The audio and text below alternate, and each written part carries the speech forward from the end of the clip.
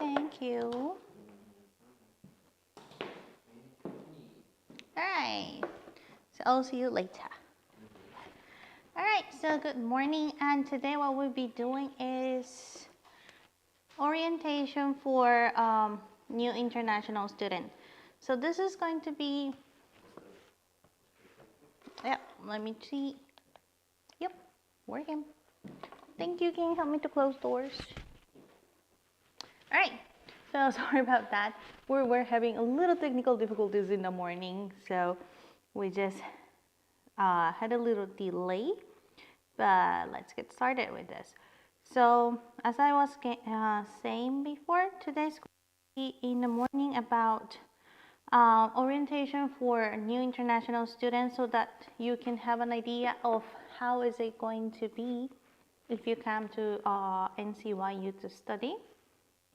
And in case it's going to be to a different school, I guess it's going to be the process very similar too. Right, so we'll go. So what we'll be checking at this moment will be the website of嘉義University, and then how to use the e-campus, which is where you can have all the options that are for doing things without coming to school, right? And then the administration system is the part that you will be doing, for example, school leave, or you have to choose your courses if you want to check your grades, or first if you want to bring your scooter or a car to school. There's also a form that you need to fill in the administration system, and later you can park in all the campuses, which is good. So the registration is for one time, and it costs about $200 per semester for a scooter and $500 for a car. So it's actually affordable, because if you want to have, for example, car parking outside campus for a month, it's going to be minimum around 1,000. So think about a semester for 500. It's actually not that bad. And if you're not willing to have a scooter or a car, you can still have public transportation in case of Simin campus and Nantan campus. In case of Linsen campus, which we don't have class for international students, it's still close to Jinda dormitory. You can go, and it's walking distance, or if you have a bicycle, that will be the best way to go. And in case of Mission campus, if you are living around the campus, the best way will be to have at least a bicycle, because it's a bit far from the city center. Walking is about 15 minutes. Well, I'm short, so if you walk faster, it will be about, but it's going to be around 10 to 15 minutes. But when it's summer, it's really hot, so I don't recommend you to walk during daytime, because it gets to be like 30 degrees, so it's hard. Plus there's no pedestrian way path in some part of the street, so basically you're walking on the road. So when it's a daytime, it's easier for cars to point you out, but when it's night, in Mission, it's less houses, so it might be a bit dark. So I don't recommend you to actually be walking, although it's still possible. So bicycle will be good to have, or if you want to use, for example, bus, there are some, the bus that goes to Mission will stop at Mincheon campus. However, you need to be checking the time, because usually there's more options in the morning and in the afternoon, but during noon, around noon time and evening, there's less. Even at night, I think like the last one is about 8 p.m. so you have to be checking that, right? And what else? So administration system, and then the e-learning. E-learning is a platform where you have content of your courses, right? So in the administration system is basically to do more of academic, more of an administration work, paperwork, And in the e-learning, it's more about the course content. So you'll have the course that you register on that time, and when you click on that, you'll have the content for each week. And if you have any assignments, or if professor wants you to check any link or PowerPoint slides of the week, or any other thing that it's for the course, it's going to be through the e-learning platform. And you can have data from previous semesters too. So unless professor will erase the content, which most of the time will not happen, you will still have it. But my recommendation, if you want to keep it for next semester and just to keep it for yourself, it's better for you to download the material so that you will have it at home, right? And then the tuition billing, tuition bill will be also in the e-campus. There is an option for the tuition billing and payment, which you need to enter with your student ID and your ARC number or passport at the beginning, if I'm not wrong. And after that, we're going to be talking about the student ID card, right? And the webmail, which is the email address that you will have with the NCYU account. And last but not least, we'll be talking about OEA and also ISA, which is the International Students Associations. And sometimes we're also doing activities with overseas Chinese students that are also international, right? So that's the OIA, I'm sorry, right? So that's something that we'll be doing. And let's get started with the school, the website of Jia University, right? So this is how the website will look like when you enter. So it's going to be in Chinese, but in the right side, right up side, there will be a part that it says English, right? So if you click on that bottom, it's going to turn it to English version.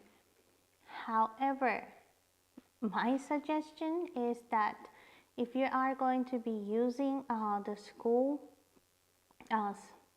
website, try to use Google Chrome or any other things that can help you to translate the website without switching it to English. So just to use the Chinese version of the website being translated. And why I'm saying this is because the website, in some parts, the Chinese version and the English version is slightly different. That it's a little bit less content on the English version. So if you want, you can go and check and you'll see that there's a difference between one and the other. So that's the only thing. So usually on the English version, there is a minimum thing that it's needed for foreign students, which should be good for entering to the administration system, to the e-campus, and so on. But for some specific paperwork, there are some parts that are not translated or it's just omitted for the English version. Although there's some options that are for local students, which is not needed for international students, so it's understandable. If you want to know more, I'll just suggest you to just translate the whole thing, which will give you more options. And if you don't believe me, you try to do it and you'll see like, oh, that's what Saki was saying, because in the Chinese version you have a lot of options, and then when you go to the English one, it's like 1, 2, and that's it. So that's one thing. So this is the one that it's changed, it's switched to the English version, right? So that's why you can see now that it says Chinese on the top right. So if you click on that bottom, it's going to change it to the Chinese version of the website. And the banner will be different campaigns or news that the school will be willing you to click on. And if you click on those things, it will take you to the spotlight of the week. right? So for example, now it's going to be like international students online application for the admission to NCYU is starting, right? So that was the 18th of January. So now it's actually open, right? So if you click, you'll have information depending on the major that you are willing to go, and also if it's for the undergraduate studies, or if it's for the master's or PhD, they'll give you all the paperwork that you need to go through and some of the requirements. Most of the time it's very similar. You'll need to have scanned documents of your passport, let's say, and then your diploma of the last, the highest degree, and also they'll need to know the transcript, especially the transcript that will give you the grades, and also the course name, especially for the master's degree. Obviously, when it's going to be for the undergraduate, might be slightly different, right? Because you don't, you'll have just a graduation certificate from school, and then you'll need to write a motivation letter. You'll need to have recommendation letter. It can be from a teacher, professor, or it can be from work, but you need to have at least two. And it doesn't need to be in Chinese, you can just write it in English. And if your transcript and diploma is in other language that it's not Chinese or English, you need to translate that, right? And what else do we have here? If you check on the website, the version in English after ncyu.edu for education.tw and slash, it has the ENG, which means the English version, right? And then on the left side of the browser, we'll see different information. So if you click for freshmen, it's going to be more information for the students that are coming for this semester. And the one for students are more information that it's more regarding students that are already enrolled.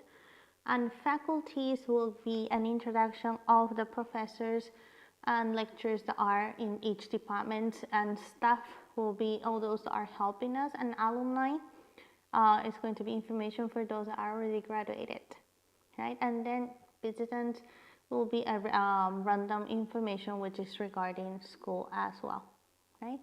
So if you want to see some of the news, just go to news or the bulletin board and try to find a topic that it's in your interest, and you just click it and you'll have it in the main board. But what we need to have more, it's about NCYU. If you want, you can just click on those and you'll have videos and other information, which is going to be for some videos, for example, for the university, or if they have any other resources that you would like to be interested. But what you might want to check is the one that says international students admission, right? So when you go click on that one, will take you to the link which is for filling all the requirements, and all the papers will be uploaded, right? So you don't need to send a physical document. However, it's requested to bring your original document to check when you're coming to school. So be careful with that. After that, we have services at the end, and it says Campus Life and eCampus at the very bottom on the left side. That's the one that we'll be clicking, right? So that's the one that we'll be using most of the time when you're here. Excuse me for that. So if you click on eCampus,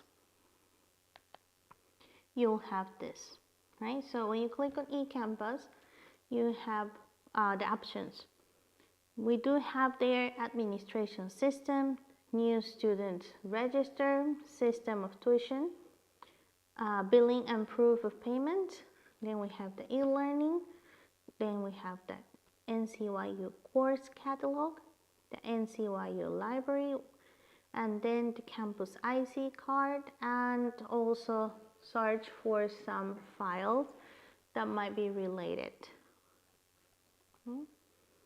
So let's go first on the administration system. If you click on administration system, which was the first option there, or when you go, if you don't click on eCampus and you just scroll your mouse around there, it's going to also open this little window, and you can click in any of them. So if you want, you just click eCampus, and then it's going to show on the right side, and then you just click on administration system, or when you just scroll it to eCampus and hold it for a sec, it will open this pop-up window, and you can check on the first one. Both are okay. And when you click on that one, you'll have this. Right? So here it says on the left side, you have the user ID and the password. User ID is the student ID. Right? So depending on the year that you're entering, the first three numbers will be the year that you enter. So for example, in my case, mine starts with 108. Right? So if you're coming next semester, it will be 112, right? And then the number that it's going to be. And then the password, you need to create your own password. And for that, it says click here, where it's on the blue part. That if you click on there, you're going to set your password, right? And if you haven't changed your personal information while you were registering for the new student, you need to open password and user ID on the link that it's there, and then it's going to take you to the process for changing it or not, right? So after you put your student ID and then you put your password on there, you have the option to just click on login, right? Because this website is the English version. If you log in, the page that it's going to show up is going to be in English. But if you click on the button that is in the Chinese character, it says the Chinese version. So if you click on that one, it's going to refresh the page, and you need to put one more time your student ID and your password, and then click on login. Right? So if your page is in Chinese, my advice, go and first click on the button next to login to change it to English version. And if it's already in English version like this one, you just put your user ID and a password, and then you just need to log in. When you log in, it's going to show up a page like this that says system menu, right? So when you check the one that says system menu, you'll see that it says welcome, and then it's going to show your name. Now, obviously, you know that's not my name, right? But yes, so when you click on the system menu on the right side, the third one from the right, when you click that one, you'll have more options, right? So this is the part that if you click on the Chinese version, you have more options. However, in the English option, there's the ones that you need most. So if you use this one, it's still okay for the regular process.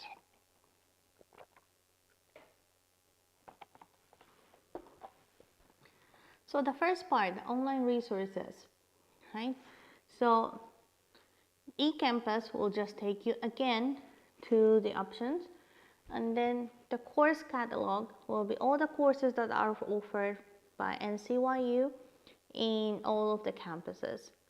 And laws and rules, if you click, they'll give you all the links for the laws and rules if you want to go through it.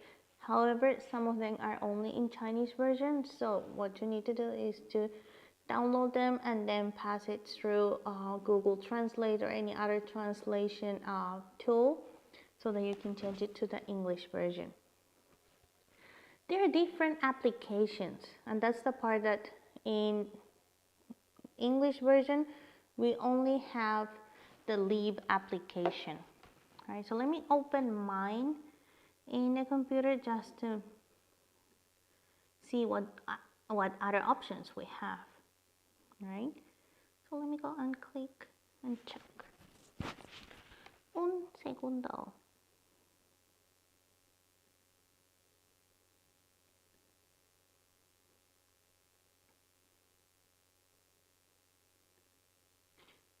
See.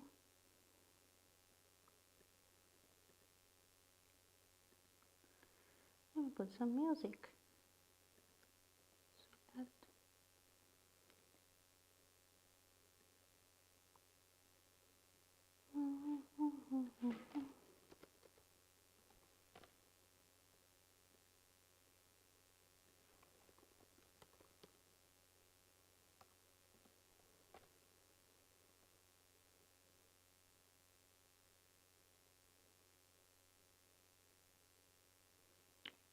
let's see what we have here. Oh, so this is not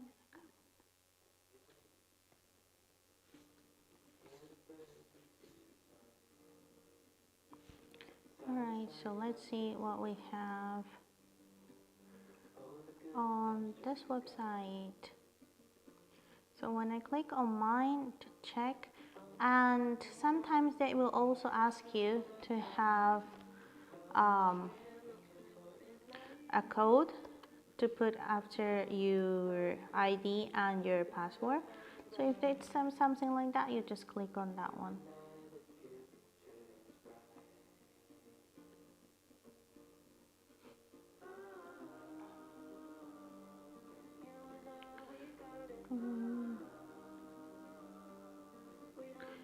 Yeah, so I'm trying to enter to mine and it's taking a little while. It didn't let me enter on the Chinese version, and it says like the system is being slow, and that might possibly happen when it's, for example, at the beginning of the semester or when it's on the midterm or final exam week. Sometimes it gets really slow, and it's because a lot of students are logging in, right? So today is the first day of school for this semester, and I guess many people are just checking their schedule to see what time they are going to class, or like if they forget like the classroom, right?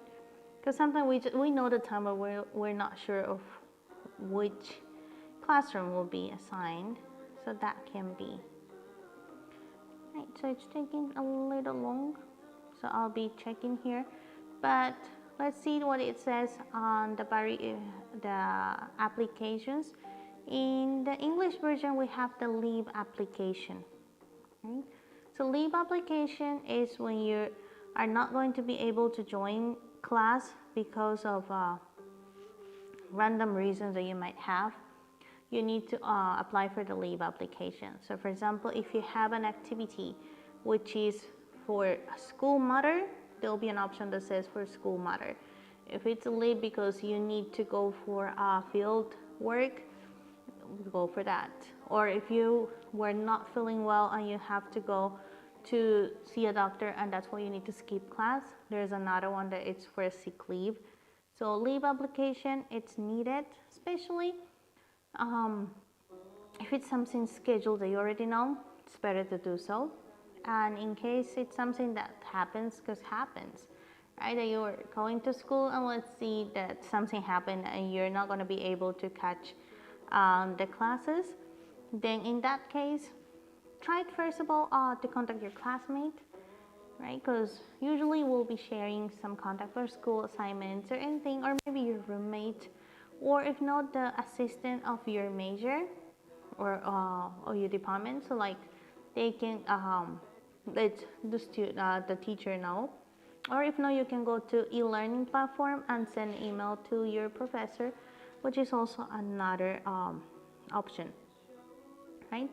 So in the Chinese version, we do have the one that says for registering scooter and car to park it at school, and also for school ID card if you lose it, for a replacement for that.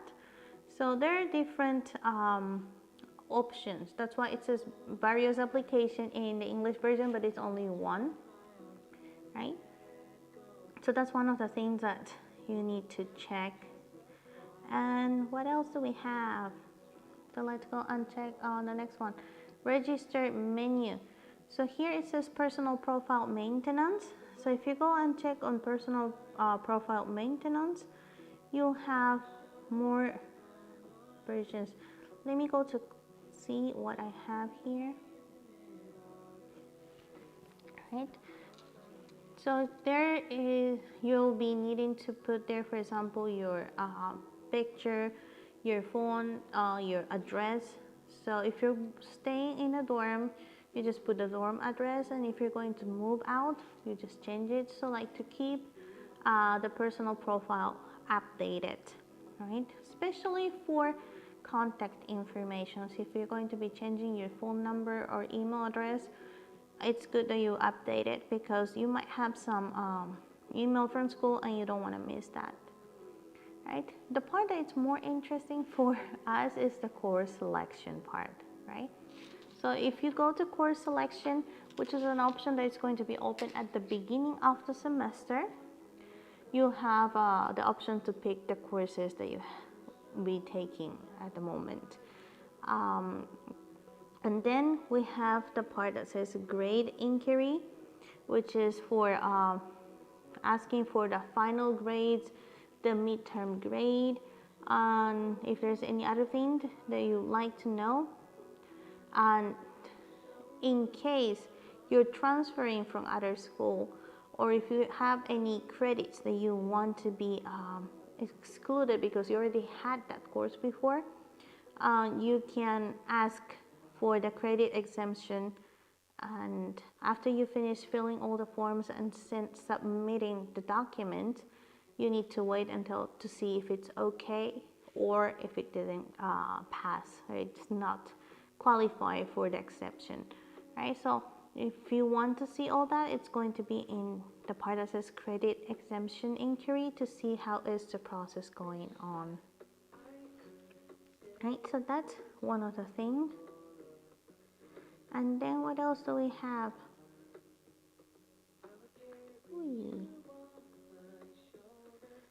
Let me see. I don't know what I click and it's not here, right? And then also there is an option that says health care survey for COVID-19, which is an option that it's open new, and it's for the visitors or for faculty or for students, just to make sure, like for example, if you travel somewhere, where you've been to, and if you have any symptoms, or how many vaccines you have. So it's all about COVID, which is something that's new now, right? And after that,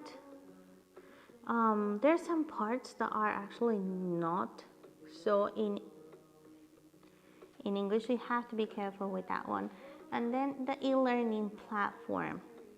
Oh, before going to the e-learning platform, let me stay here for a little bit more. Survey.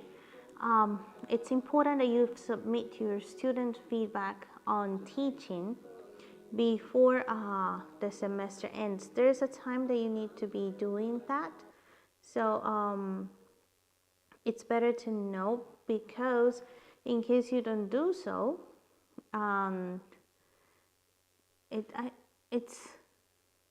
you have to wait for the course selection. So like if you don't submit, you cannot do course selection before the semester starts. So that's going to limit you, so better do it. And sometimes school will send you a reminder. Like in my case, sometimes I forget, and the school assistant from your career for the major that you're going will be like, hey, don't forget, it's just a friendly reminder that you haven't submitted the feedback. And you're like, oops. It's anonymous, so they don't know which one is yours. However, they know when you haven't submitted. So what they have is a list of students that they haven't submitted yet. So it's not that they know that this survey is from Saki. No, it's like will be many survey and they don't know which one is yours. But if you haven't submitted, you'll be in the list that you haven't submitted. All right, so you have to be careful of that one. Right, and then what else do we have in that one? So other thing that you'll be doing there is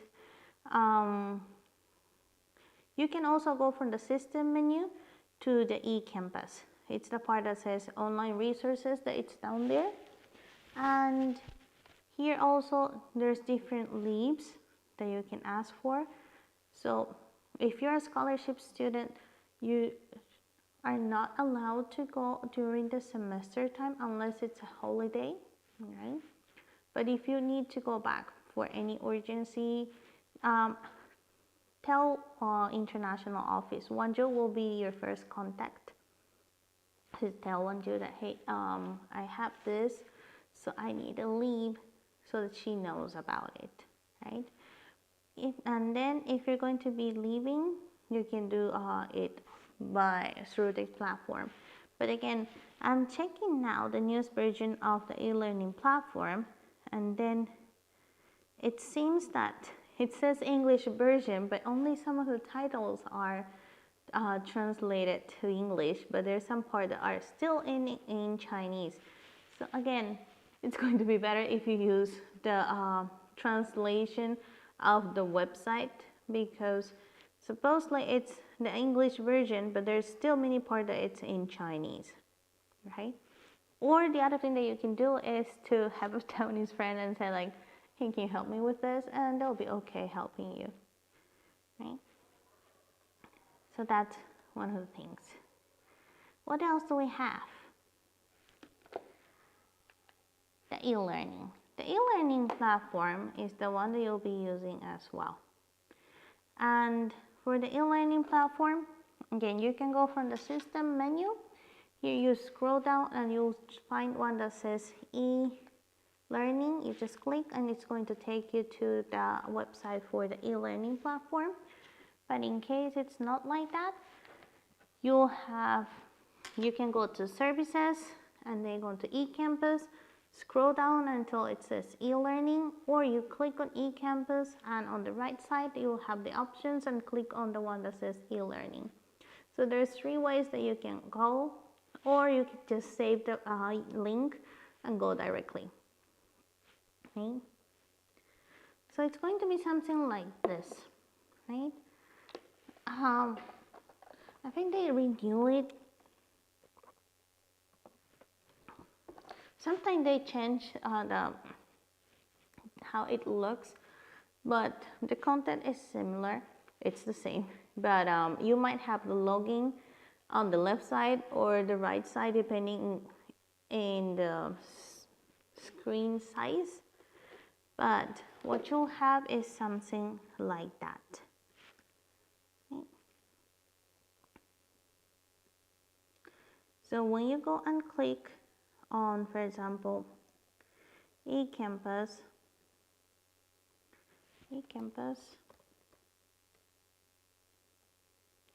I just go to university. Let me go and click on eCampus. So it might be on the left side or the right side, and if you have the login side on the left side, on the right side you have some news, and if not, it's going to be the opposite. Same username and password from the administration system, and then you just click on that one, right? So after you click on that one, you'll have the option to change it. So as default, it's going to be in Chinese. So you need to find the option to translate it or to switch to the English version, right? So after you switch to English version, you can check. Oops.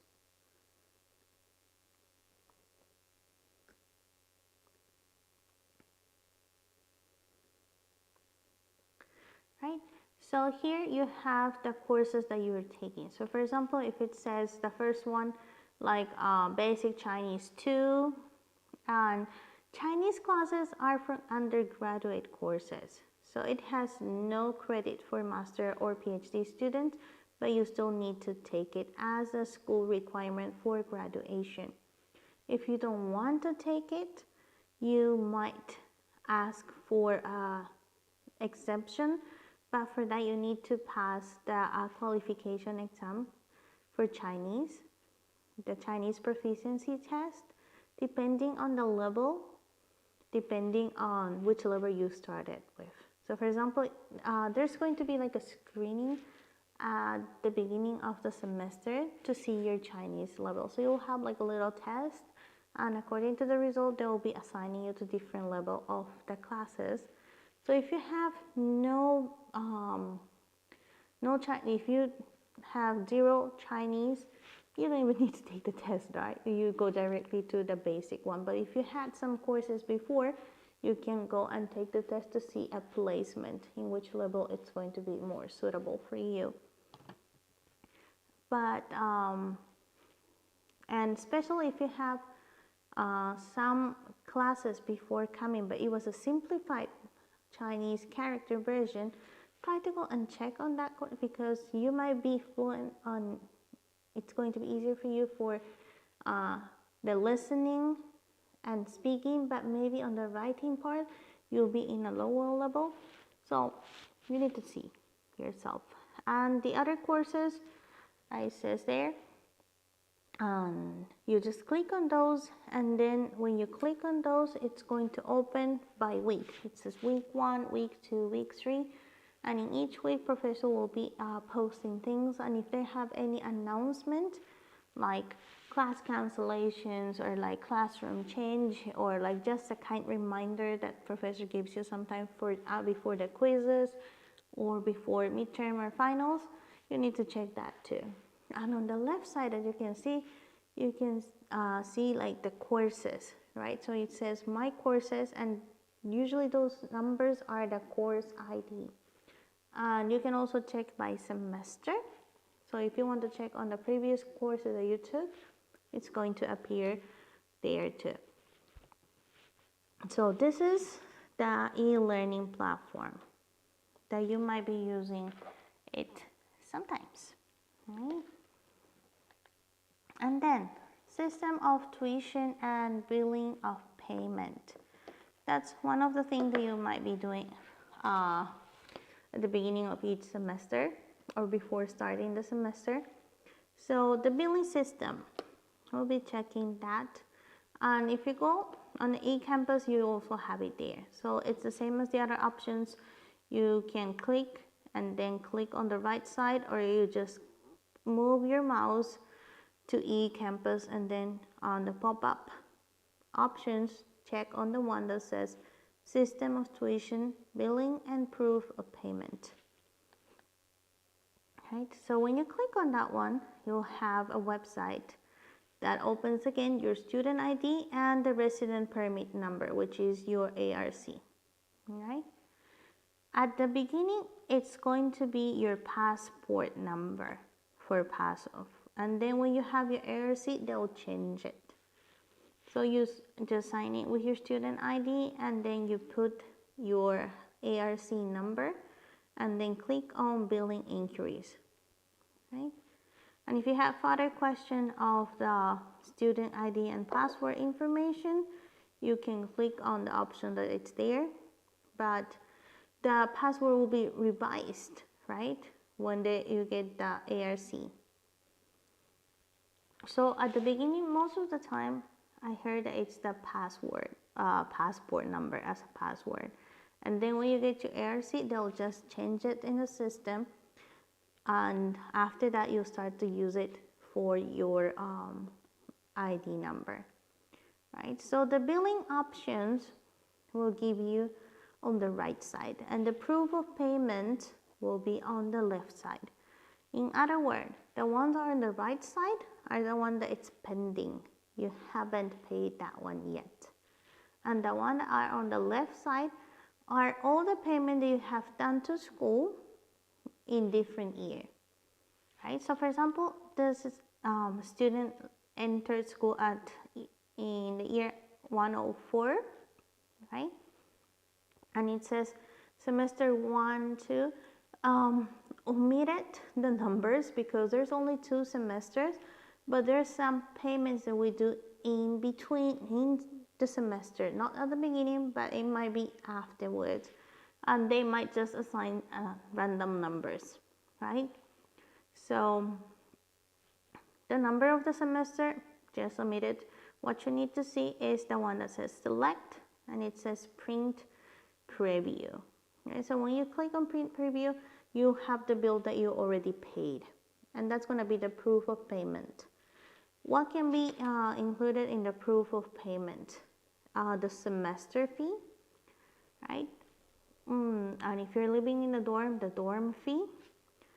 And at the beginning of the semester, you will also have to pay for the health insurance. The moment is about 4,000 something. If I'm not wrong, let me go and check because I think I have it in my backpack. So give me 1 sec.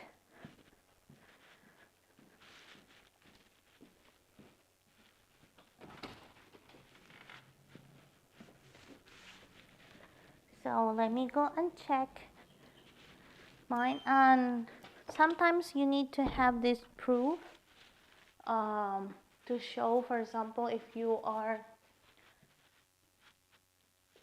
going to do any part-time and you need to go for declaring your tax.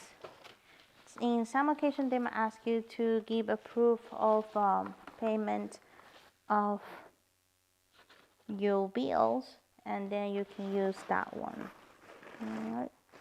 Nope, I don't have it here. I don't know what it is.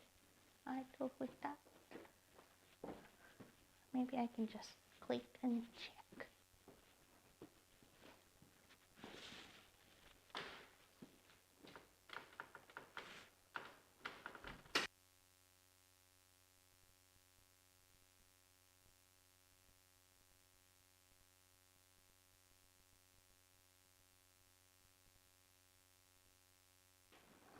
Alright, for the tuition and bill. So let me go and click on mine just to make sure how it looks like.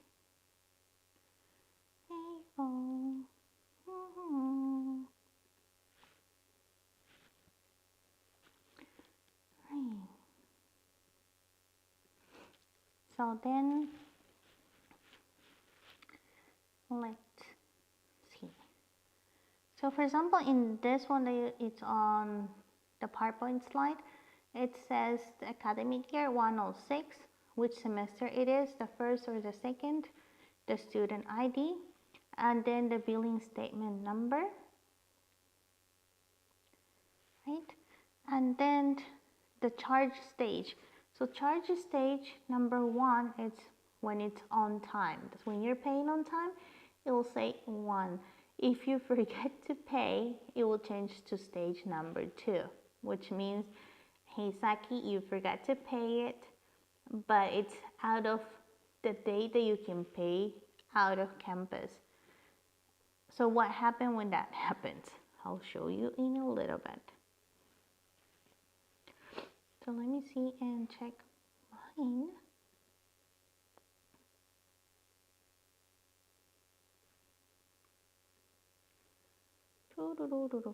Right, so it's going to be in different payments. Like for example, there's some bills, and I'm clicking on the one that says, for example, 4, right, semester 4, which is for the vacation time. So if you're going to stay in the dorm during this summer vacation or winter vacation, you need to pay separately from the school semester, right? So for example, in that one it says 14,947. It includes the dormitory fee and some other fees. And if you're living in a dormitory,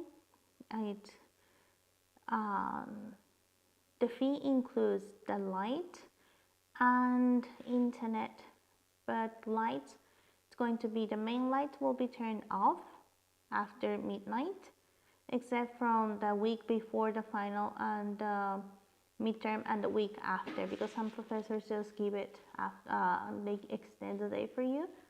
So those are the only time that you, and also during the vacation, there is no limit of the light. But other days, it's going to be turned off at midnight.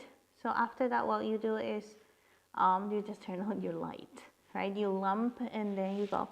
But in my case, it helped me because it's like, oh, midnight, okay. So try to finish what you're doing because you need to sleep, right? Because sometimes when it doesn't happen, like now on vacation, I'm like, well, sometimes I say like, okay, 5-minute break, and I'm on my phone, and then it's like 1 a.m., 2 a.m., and you're like, all right, go sleep. So it helps for that. And water fee. Water fee is not included on your dormitory fee, and it's going to be charged once a semester, but it goes around $200 to $300 for the whole semester. So it's not really bad. Right? So what else do we have? Let me see if I have another bill that I can tell you how much is that. The system is a little bit slow today, and I guess it's because it's the first day. Right, so let's see here. So from all the payments, I'm trying to click on the one that says second semester. All right, so there is a insurance fee, which is different from the health insurance, which is the national health insurance fee. There's another one that it's for like a school insurance, just in case something happens, which at this moment it's $298, which it's not bad. It's 300 NT per semester. And then the dorm fee depends on if the room type. If you are in a 4-people room, 3-people room, 2-people, or 1-person room, will be different fee. In my case, I'm in a single room, which is the most expensive one. Compared to the other one, it's at this moment $14,200 per semester. And the other rooms are like 12,000 or something around there. So it's not that much different per semester, right? And the basic fee for the semester, the academic, so it's the admission fee for semester, depends on the major that you are. And if you're a scholarship student, that's going to be in a separate bill. So it's going to be on the billing system. However, you don't need to pay. School will be doing that paperwork for you. But at the beginning of the semester, it's going to keep on showing it there. So when you want to go, for example, for stamping, because you want to go to register for a work permit, or you want your student ID to be stamped because you want to use the discounts for the HSR, you need to go and they'll see that there's a bill that it's not paid. So they'll just make a little call to international office just to make sure that that bill it's not needed to be paid by you, and they'll do it. It's gonna take about, depending if they're going to answer the phone fast or not, 5-10 ish. So that's not really bad. Annoys a little bit, yes, but school things. And sometimes they might wait to have that bill until the very end of the semester, so don't stress, they'll do it. And beside that, you'll have to pay for the computer and internet fee, which is what every student pays, no matter if you're staying in a dorm or out of dorm campus. It's $350 at the moment. So that includes the internet that you're using in school or the computers in case you're using it or not. So they're charging you anyway. So just stay at school sometimes and use it, right? Because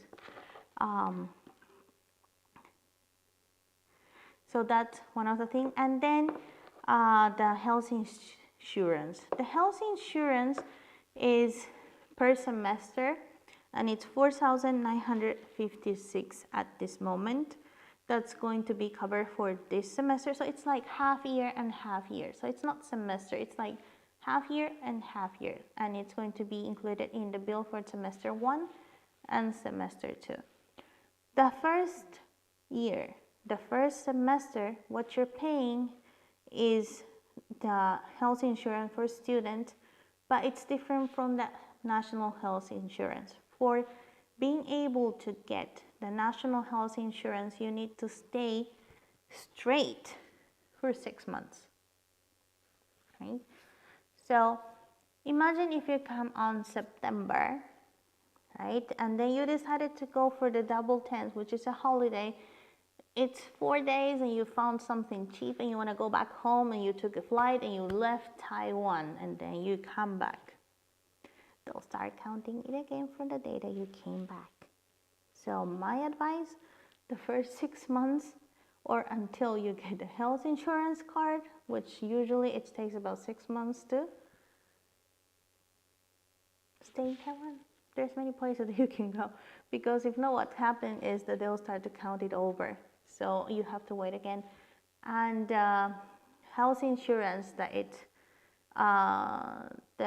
we provide as a school, the one that it was for my year on 108, it was not that effective compared to the one that you have for the national health insurance. So for the national health insurance, if you go to doctor, right, it can be in a clinic or in a hospital. You just take it and you need to pay $150 per visit. And if you're a student and if there's any clinic or hospital that's close to school, and if they have any kind of an agreement for students, you might get it for like $100, $120, which is a little bit cheaper than a regular visit. That's it, what you're paying. And if you're doing any analysis or examinations, would be covered, right? And the fee that you need to pay is really small. And if you go, for example, to the hospital, like in my case, I go sometimes to the hospital and get a regular pill, because there's medicines that I take regularly. So on one visit, usually I take medicine for 2 months, because I go every 2 months. Or sometimes when the doctor decides like every 3 months, it's up to your doctor. So imagine that it's for 2 months and you get medicine for every day. And I also go for a blood test and also for urine test. And all of that, it's going to be around $400 each total. So it's not that bad. Back home in Peru, just to go to see the doctor, covered with my insurance, is 500 NT starting point. It's like just to say hi to the doctor, 500 NT. And then if I need to go to do any analysis and that, I need to only pay 10%, but the base fee is really expensive, so I might spend way more, right? But before getting the national insurance, you can still go to visit doctors, but then you need to save all the proof of payments, because after that you need to send that, right, to get your money back. But you need to check, because the one that we had on year 108, the maximum coverage was 2,000. I'm not sure if that also for emergency like accident, but for a regular visit, because you have a cold, headache, stomach ache, or if you have like a pain in your teeth, which happened to me, I was like, oh my God. I needed to go, because it was one cavity that it was cured before, but I don't know what I did or what I ate, that actually it just disappeared, and I ate it actually. So I got like a little hole in there, which it's in the mouth, so it's actually really tiny, but you feel like it's like this. So I was like, I need to go to cover that. So, but I told them that I was still not in the national health insurance, because they wanted to go first for x-ray to check, but that's gonna cost you, right? And they said like, well, let's just try to cover it, and then if you have any other problem, let's do it when you have your national insurance. And that's what I did, because you need to have also a letter from the doctor of the symptoms that you had, plus the proof of payment, and you need to scan all that documents and send it so that after that's approved to be deposited, wired back to your account. But first you need to pay as well, so be prepared for that. So my advice, the first 6 months, behave, be okay, don't do any crazy stuff, and you should be okay. But after that you'll have your health insurance and should be better, right? So that's for what you might be asked per semester, right?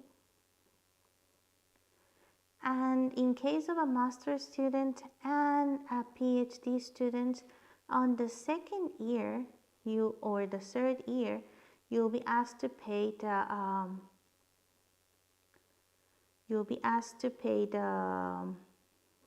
what is it called? Advisor fee. Oh, by the way, this bill that is at the beginning of the semester, it doesn't include the credits fee. So if you're paying by yourself, be prepared that in one it will have it will include the payment for the school admission of that semester, but the credits will come in another one, right? And in case of advisor fee for students on year 108, it was 9,000 per times 2, 9,000 on the first semester of the third year, and let me check if it was also on the second year. Let me check.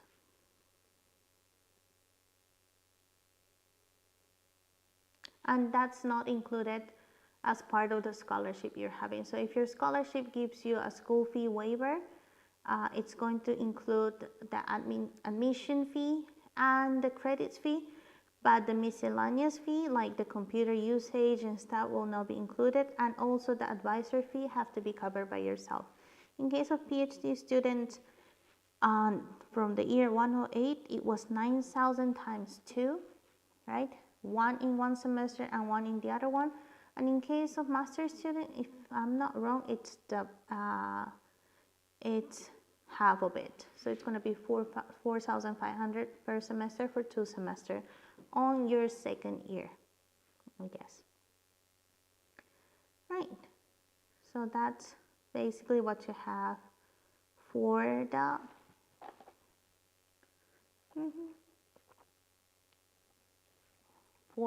billing options. And in case you're staying at dorm, usually it's about 2,000 to 3,000, top 3,500, I guess, when it's summer vacation, because it's like almost 2 months, right? So calculate around 2,000-ish per month when you're going to stay for the holidays, which is still good because if you're going to be traveling around per night, usually you'll spend about 500 in a dorm or shared room. And if it's going to be a hotel, again, it's like you have different price range, different category, different services, but you might have it from 500 to sky limit, right?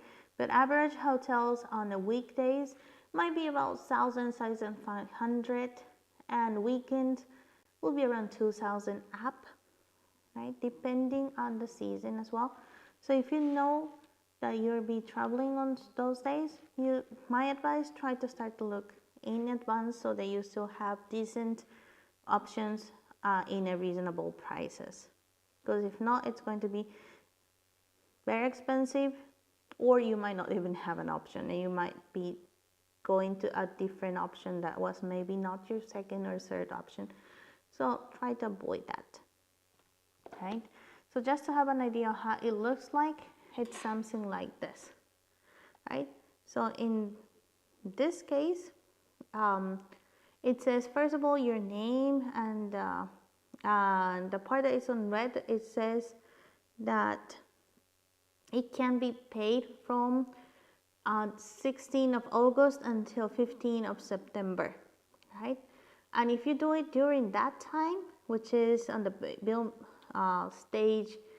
charge stage 1, right? You can pay it in 7-Eleven, Family Mart, High Life, OK, any of the convenience store, or you can also use credit card or ATM transfer. However, the credit card, most of them are actually the ones from Taiwan, so I might not take it that as an option, right? And if you're going to be paying at 7-Eleven or any other convenience store, that is cash, right? So you cannot use credit card for paying that, which hurts, right?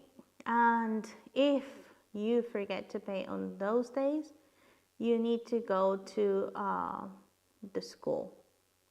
For school paying, it's in the main building in Lantan campus, right? The one that says administration building, I think, on the 4th floor, if I'm not wrong.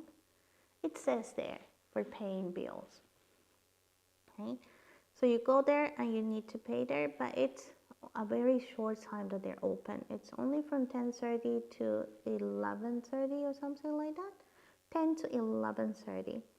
So you have to be on that time, because if not, you have to go another time, because they will not wait for you. Too bad, I know. And what else? So the part that it's hidden is the personal information that says in which major are you, your student ID number, your name, and then you have what we were saying, so you can have an idea of this was on year 106, right? Which is different from the one that we have at this moment. It's not that different, but for example, for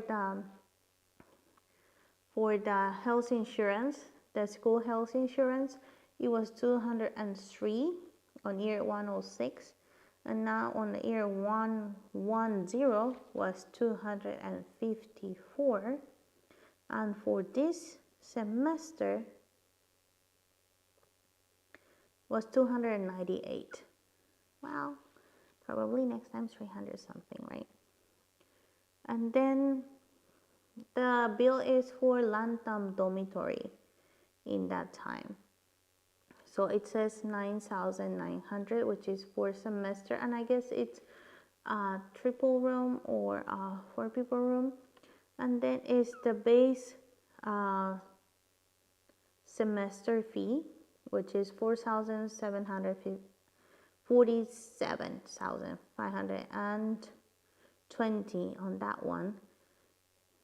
So it goes around there, because mine says 42,336, but it's a different major, right? So for the business school, the College of Business, we don't need to do we don't need a science lab, or we don't do any experiments. So considering that, it might be lower compared to the ones in the life science department, or if it's like in a food engineering department. And that might be the reason why theirs is a little bit higher, but it goes around there, right? So 40 to 50. And after that is the basic usage for internet. It didn't change. It's 350 on 106, and now that it's 111, I'm still doing the same. It's 350, which is good. And then the insurance, which is 4,494 at that time, and now it's 409, almost 5,000. And then because this person has a scholarship for a school fee waiver, at the end they're deducting that, right? And then there's something that it says on parentheses. The one that are on parentheses are the one that if you are not able to pay at that moment, you can ask the school to give you extension for payment. You still need to pay it, but they can wait you for a little more. There is a paperwork that you need to go through. It's a form that you need to fill, and your advisor needs to also sign it. But it's possible? Yes, it is. You can still do that. Right, so that's one thing. And then the ID card. So for the ID card, it has your name, and it's going to have your face, obviously, and then student ID, which department, and your name. And the photo that they'll be using is the one that you will submit at the moment that you are doing the admission, right? When you're sending your folder for admission process, they'll ask you also for a photo, and that one will be the one that will be in your student ID. But what if you lose it? There is an option that you can go on this administration system, right? And then you go to the one that says IC card apply, right?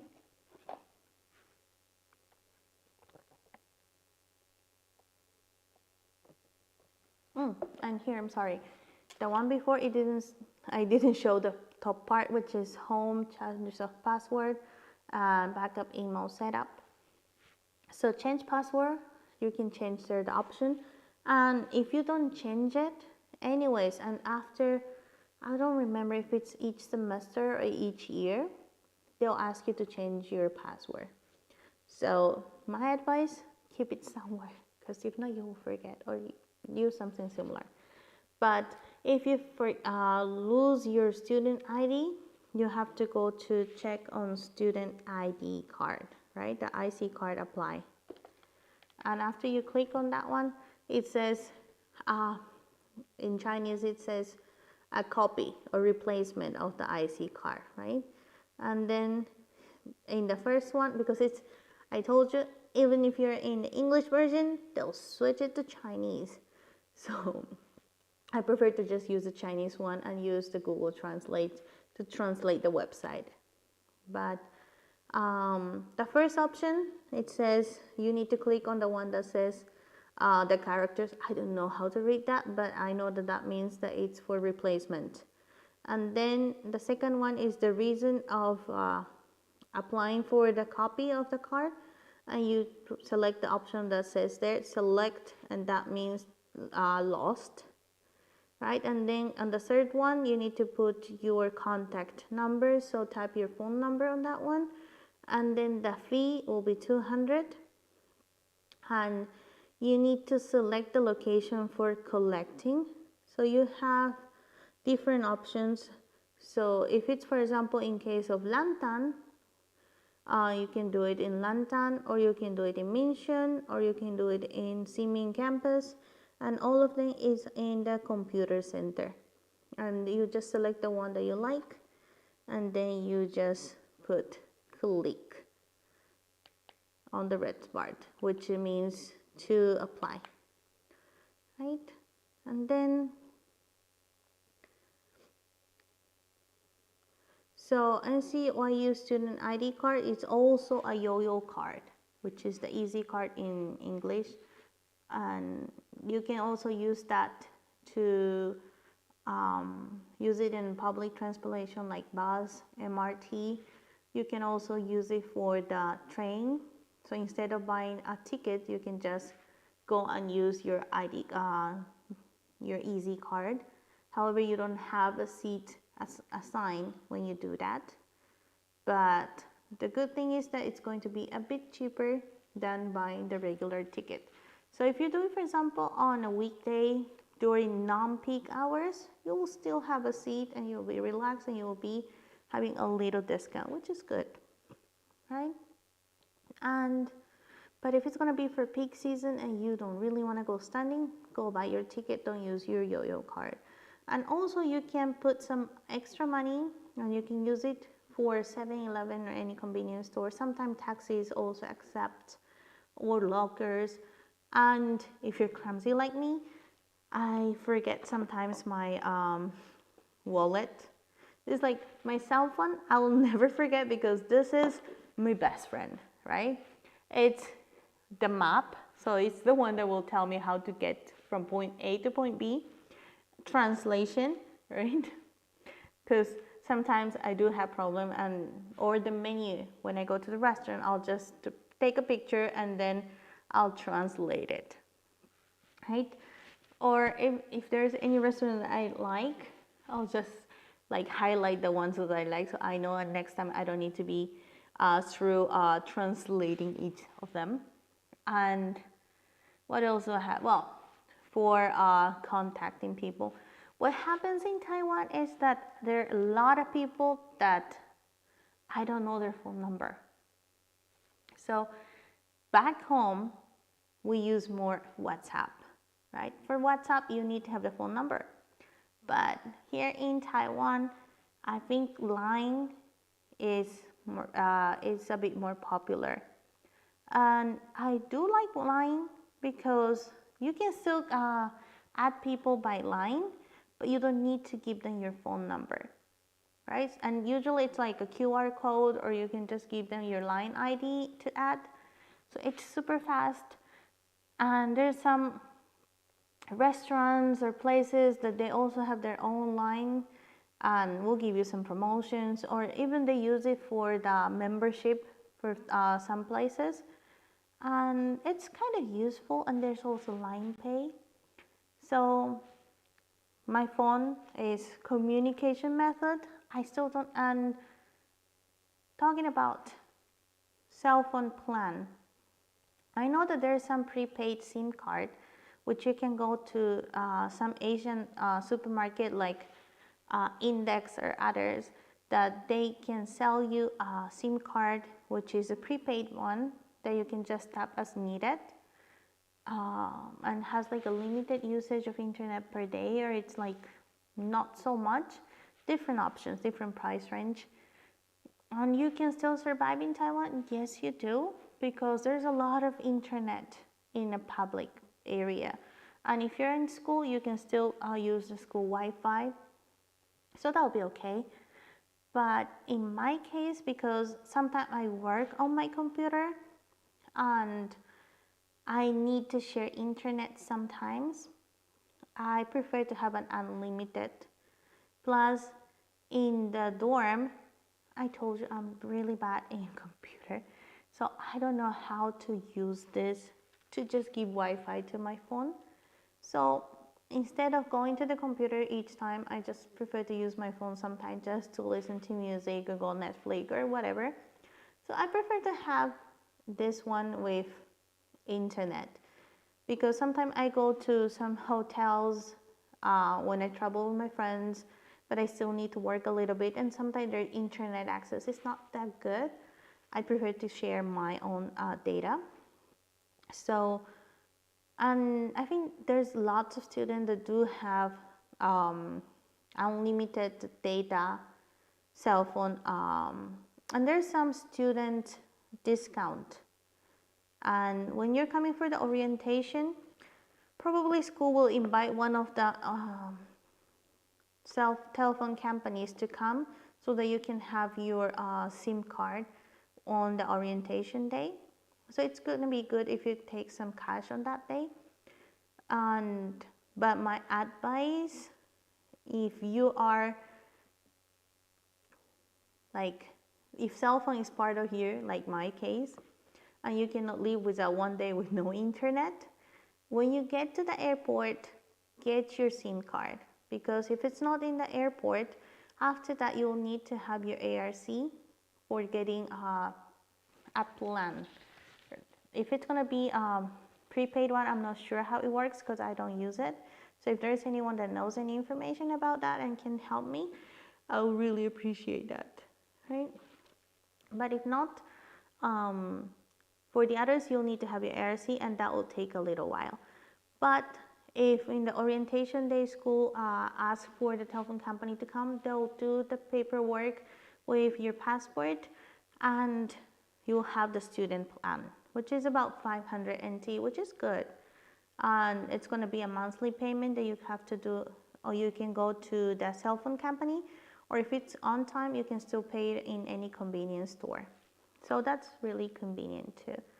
My plan is not the student plan anymore, but it's because I was using the student plan for 2 years, and that's one thing. Usually the student plan is like 1 year to renovate for another year, or 2 years program. And if you cancel your plan beforehand, I think you need to pay extra 1 or 2 months for because you haven't completed the cycle.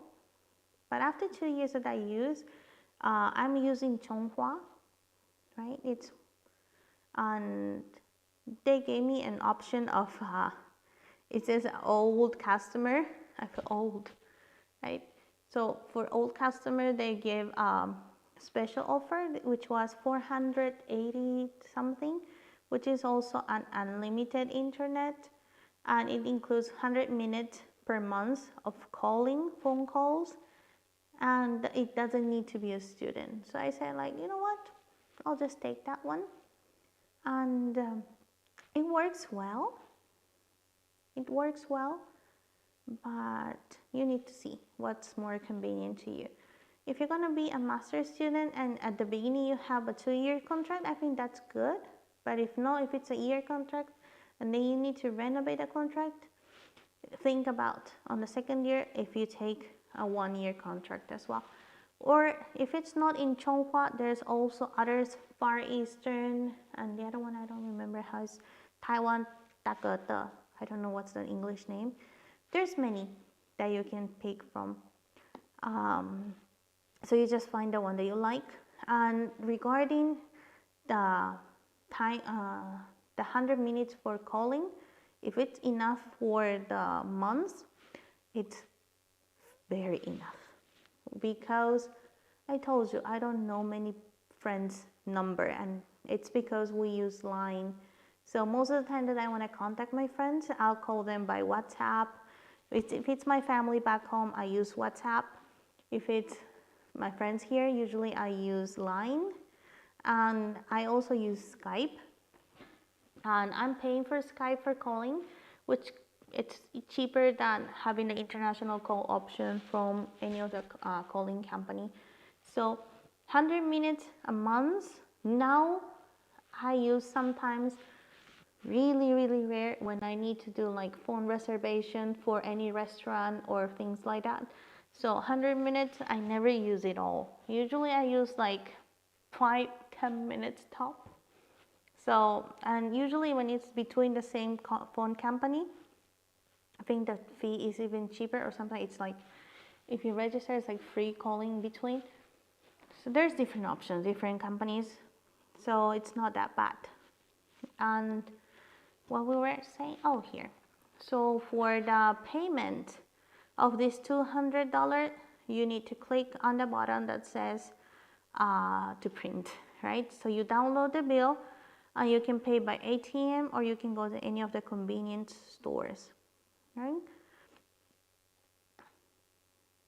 And then next one is for the web email system, right?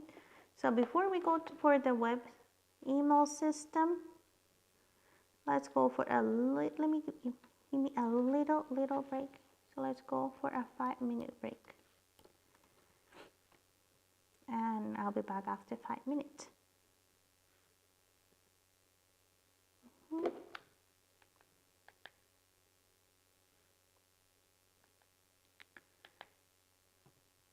Let's see.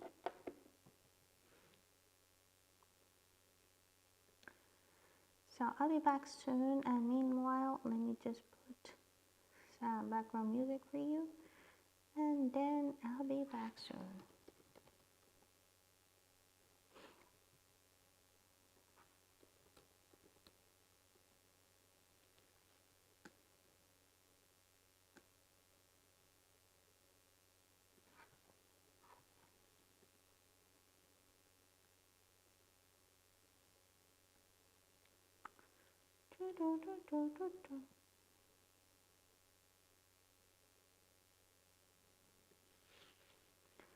So yes, let me see, let me put it back to webmail.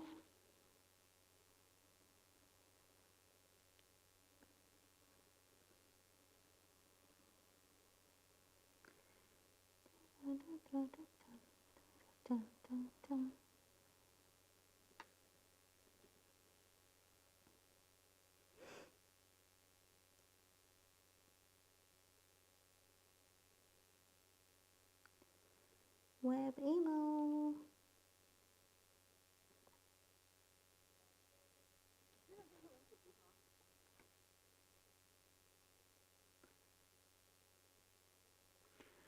Alright, so for the system of the web email, this one is for the email address that we have for the school use, which is your student ID number, and before the student ID number, you will have a little s in front of that. But before doing that, let me take a little break and I'll be back soon.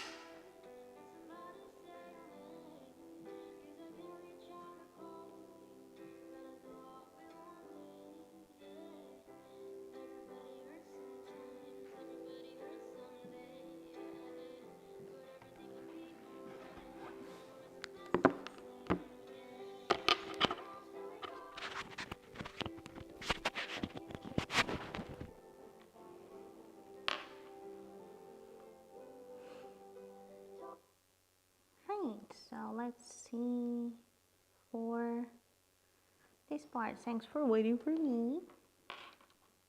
Get a little go ahead to answer that.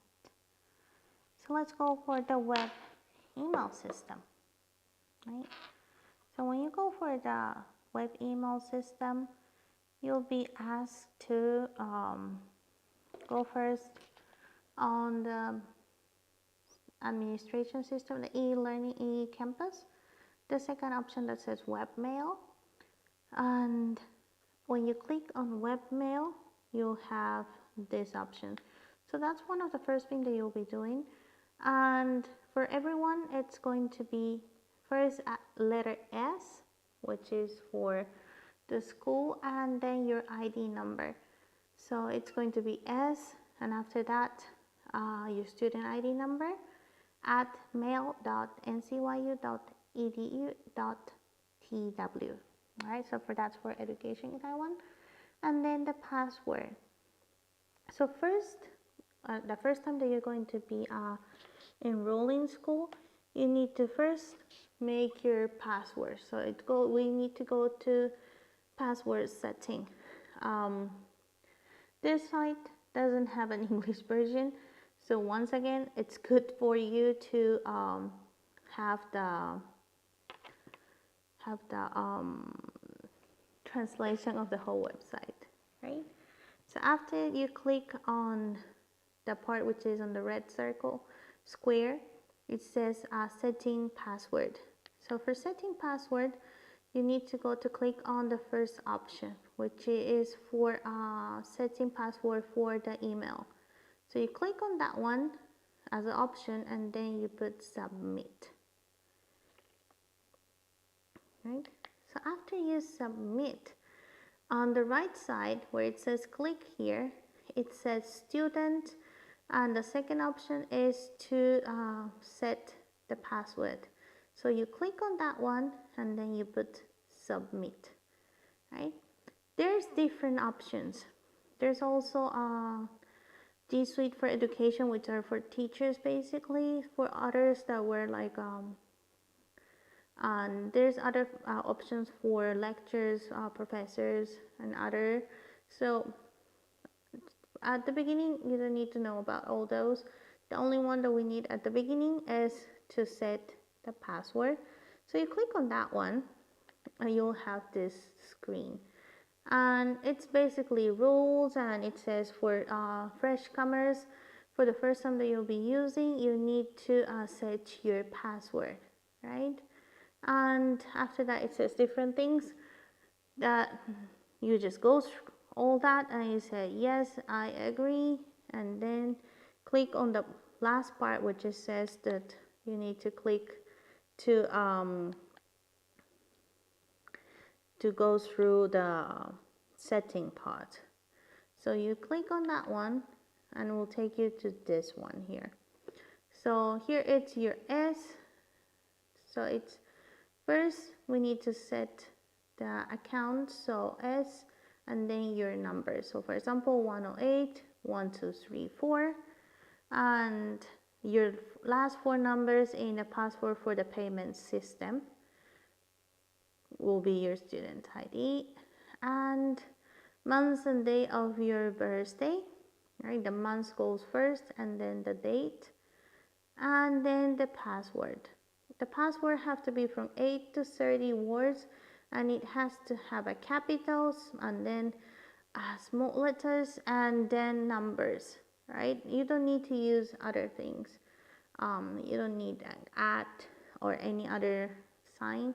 You just need this, right? And make sure that it's something that you can remember, because you'll use this one for entering for the school internet. You'll be using this password too.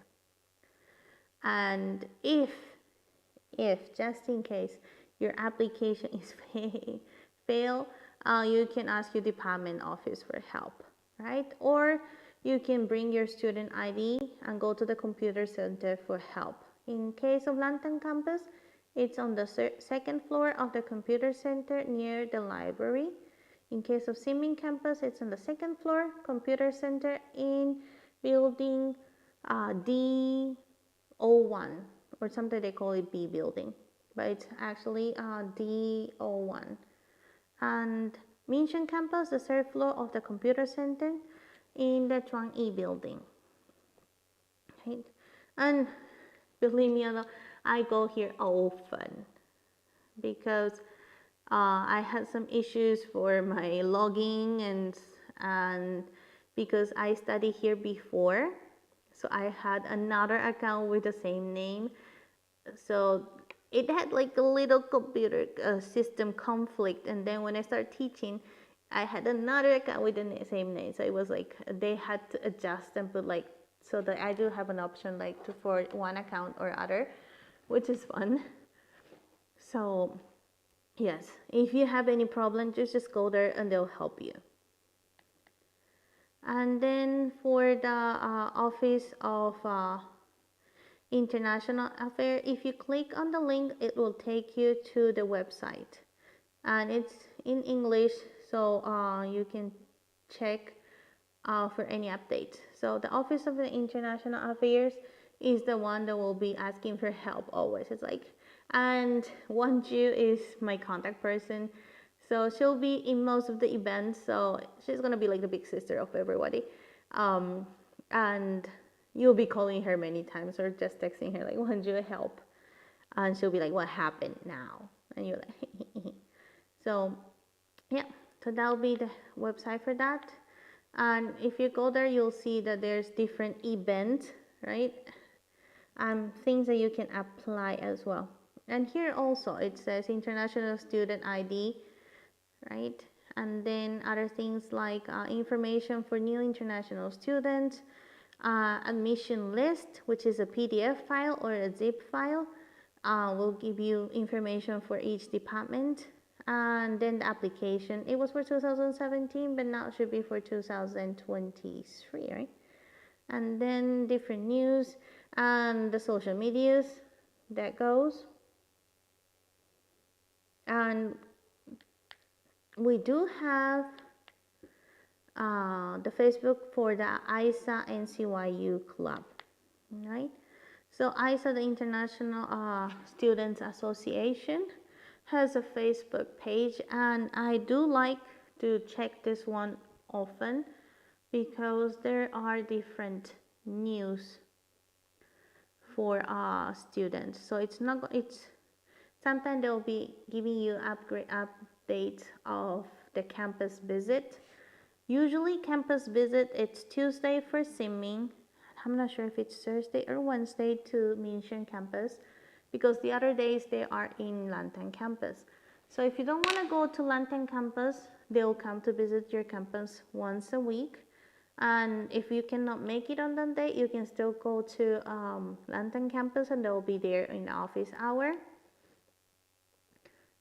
And what else do they have there? So for example, if the International Association is organizing any field trip or event, or if we want you to vote for something that we want to, like for the meeting days, or like it can be like the t-shirts color, we might ask you here, right?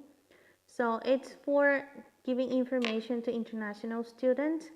And also I like to check this one because if the international office have any invitation, they'll put it here. So in a previous episode, I showed you that I went to a workshop for the environmental education, which was totally free. I just needed to pay for my transportation fee, but the rest was covered. The classes, the meals, and except for the night market that we went. And then, what else? So all that was in this website. So international office, or Wonju, as you can see there, will be posting and saying if you're interested, links here to register, or if there's any job vacancy and they ask them to spread it to international students, she'll post it here. And again, it's up to you. If you want to, you can apply and the link will be there.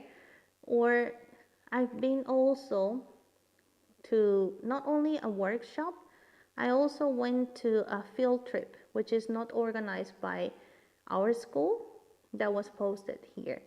Like there are different associations that also offers different culture sharing programs for international students. Like for example, case of a host family program that recently they changed the name, but it was a culture exchange program with Taiwanese families willing to interact with international students. So you got little family here, right?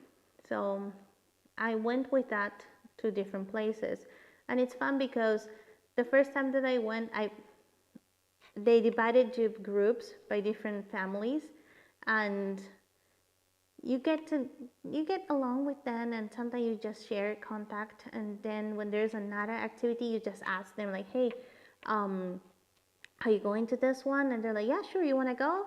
And if the host family do it, it's easier because you don't even need to register. Sometimes she's like, okay, let me just tell them that you're coming with us.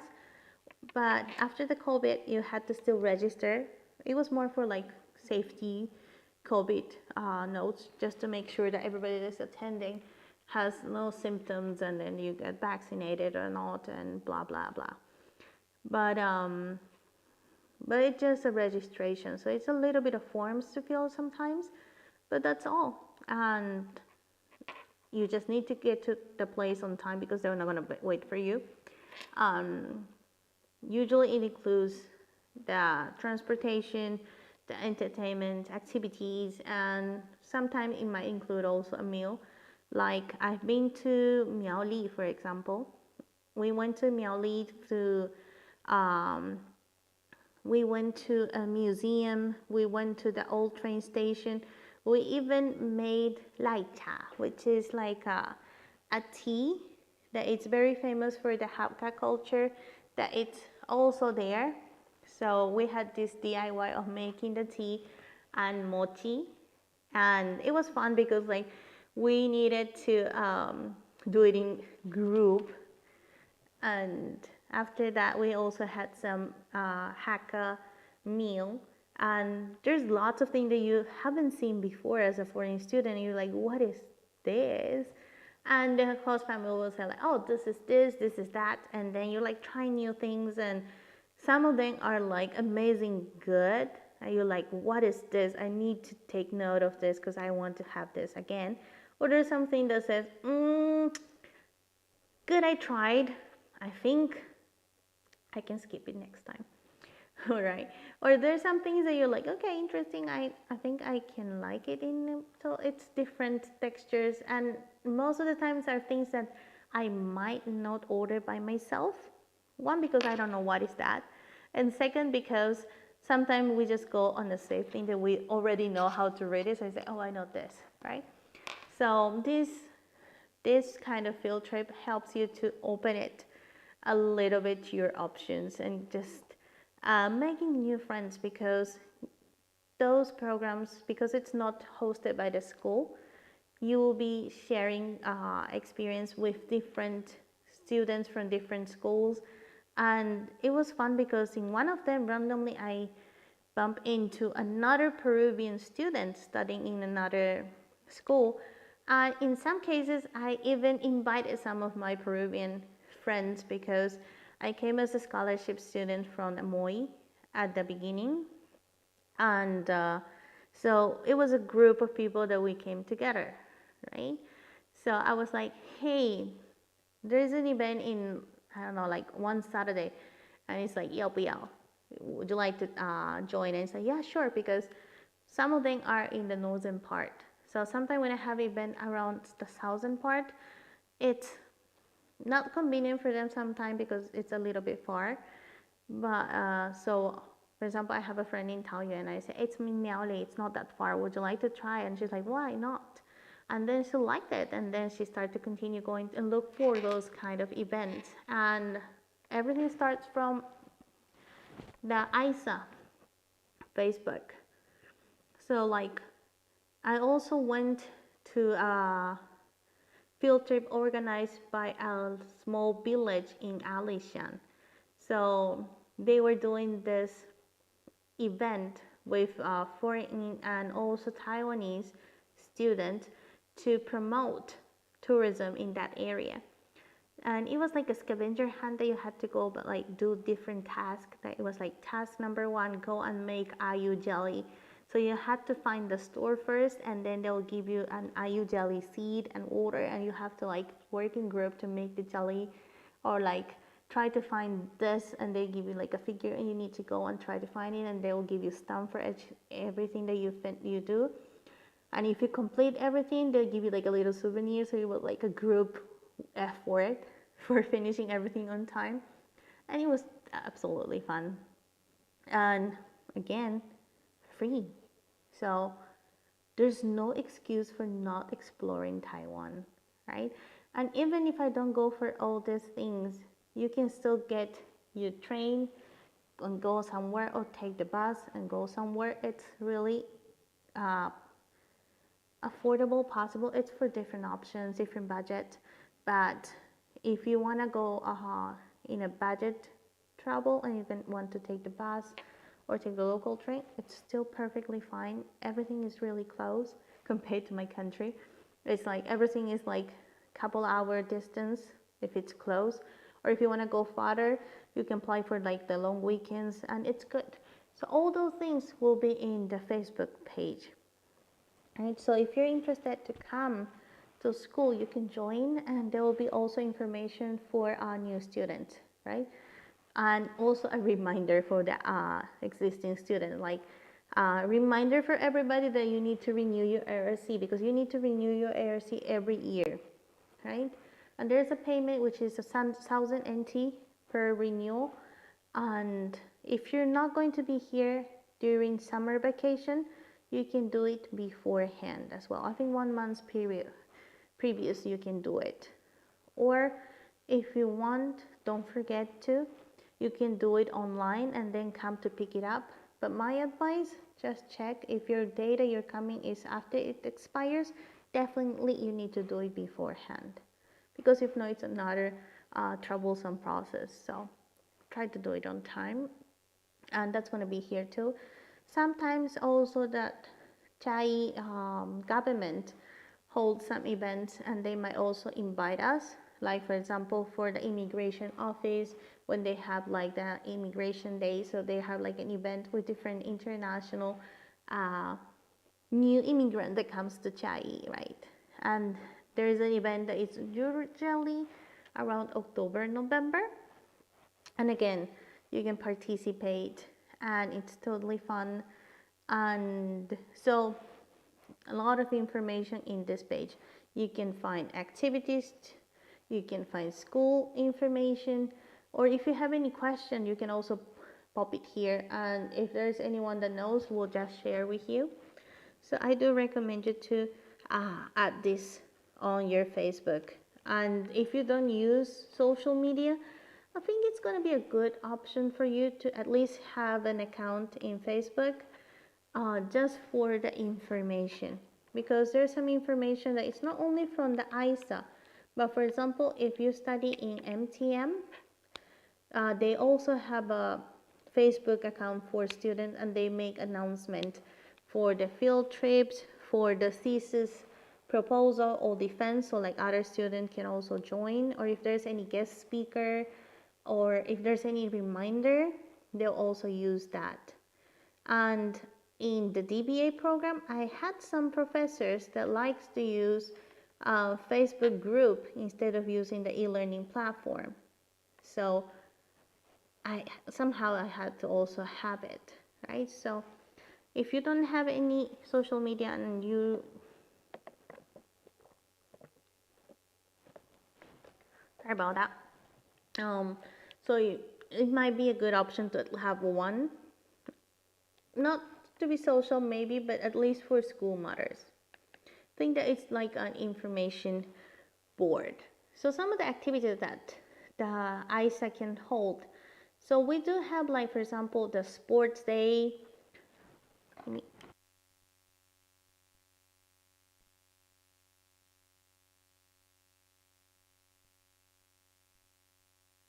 Excuse me for that. So in sports day, you can also go and march when they're all, and you go like a student, an international student. And if you do have your dress or anything that represents your country and you're willing to wear, that is a perfect day for that, right?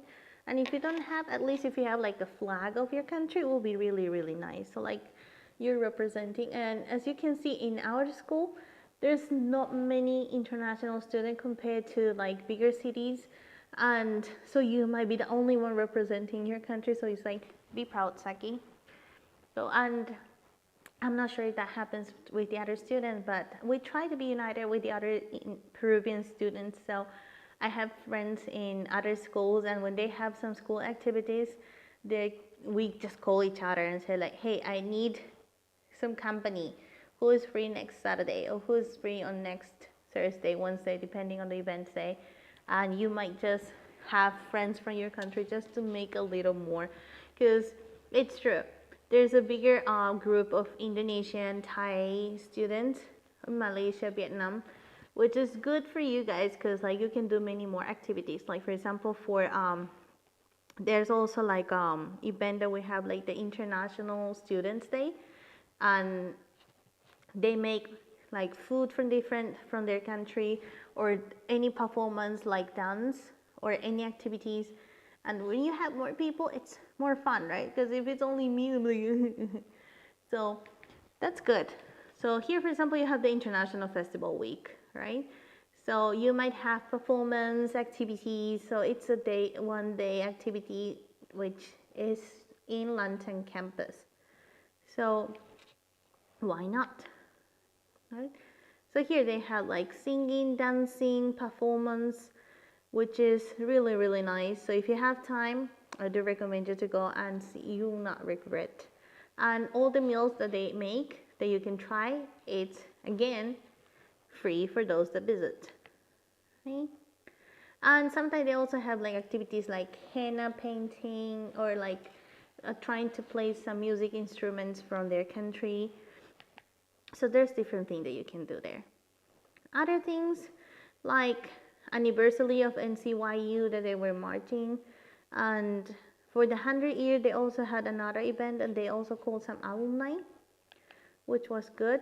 Field trips, usually we have one field trip per semester, and we call also a volunteer to organize that field trip from the international students. And you can go like to different places, like for example this one here on the right side that you can see a glass shoes. That's a park close to Budai Port, which it's big and it has the glass shoes. And also there's other places that you can also take some pictures. The day that I went, there was a pony that you could actually go around in a pony as well, so it was really fun too. And the left side is that that's the Palace Museum, the Southern Branch, which is close to that high-speed rail station. So it's in Chiayi County, but very close to Chiayi City. And with your student ID card, this museum is free. And that's something that is really good here in Taiwan. Many museums are free for students, or you have a student discount.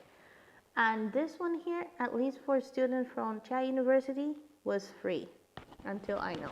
I hope it's gonna stay like that.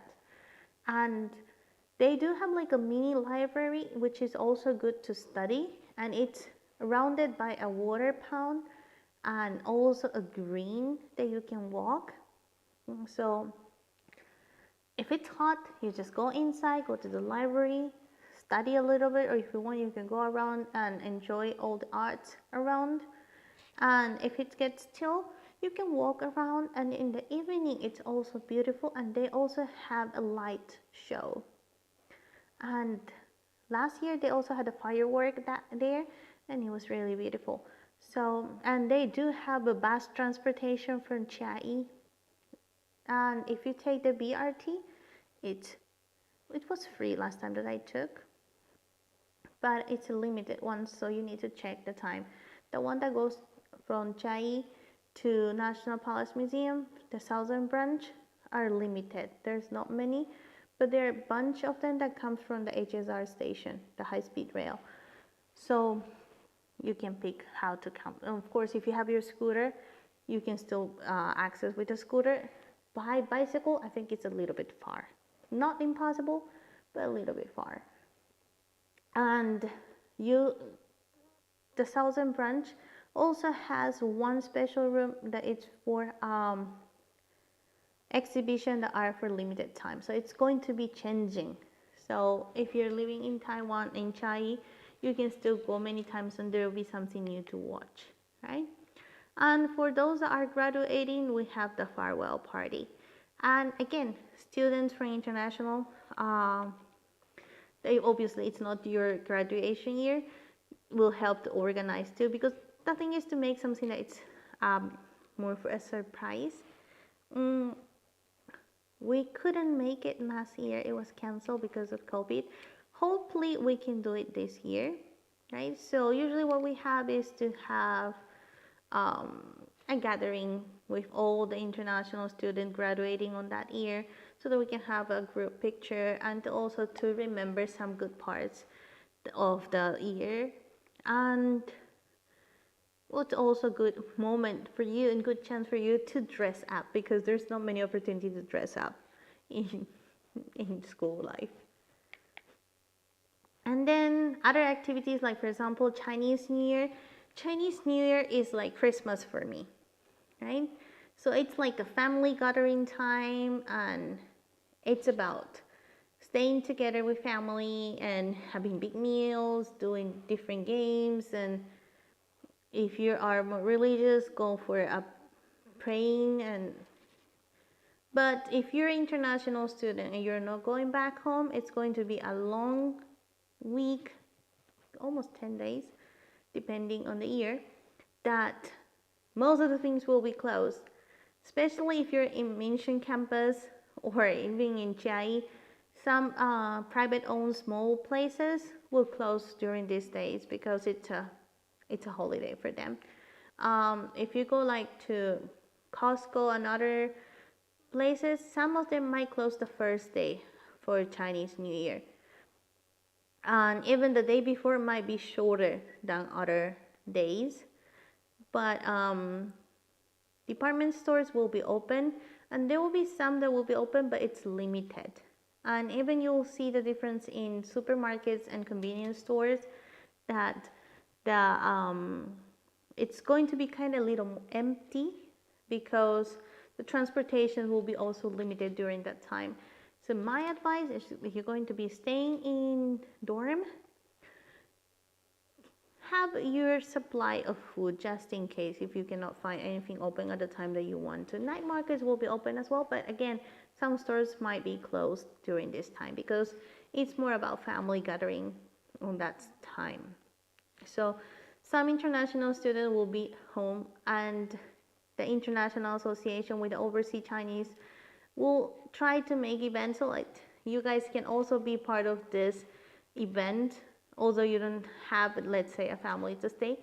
But again, like for example, the host family program, what they do is to host some of the international students as well. So if you really want to have that experience, try to look for information in different social media and you will get some information. Or even in some cases, you might have some Taiwanese friends that will be nice enough to invite you to their place, which sometimes happens. I went once to my friend's house and even Papa gave us red envelope.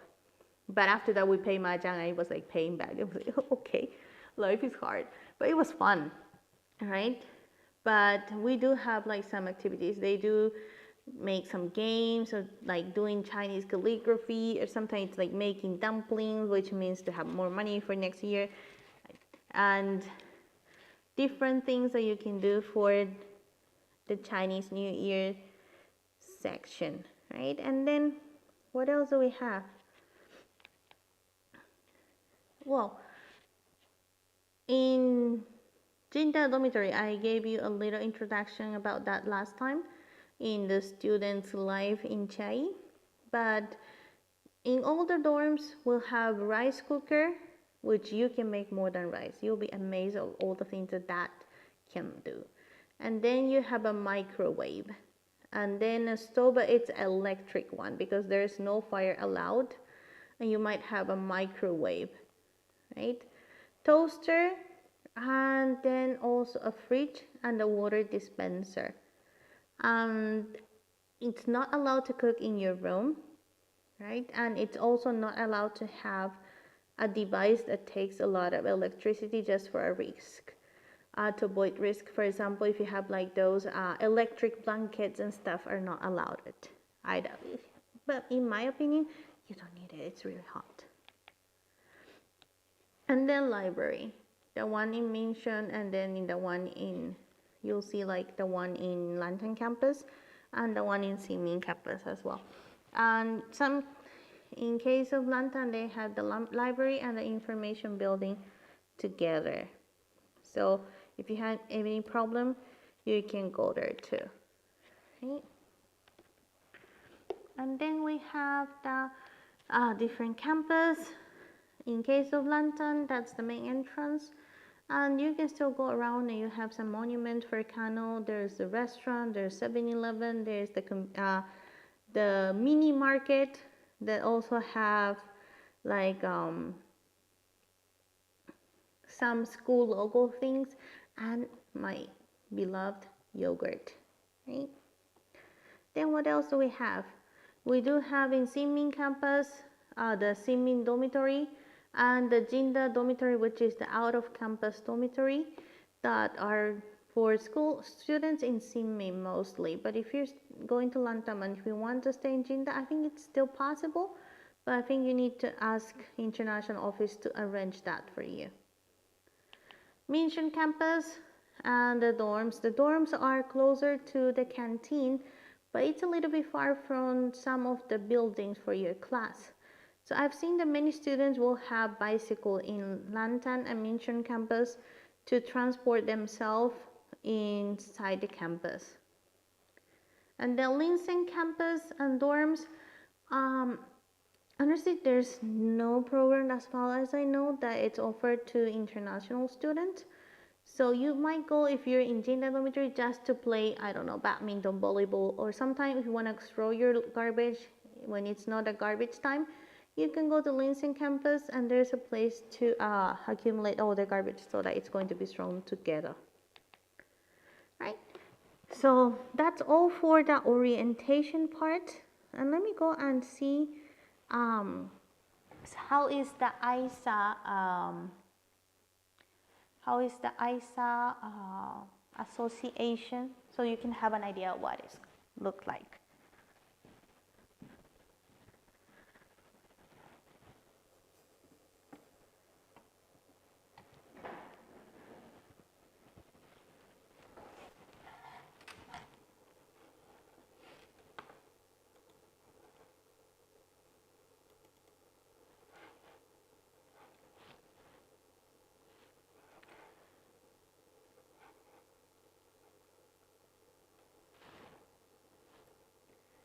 All right, so let's see if you guys can check this.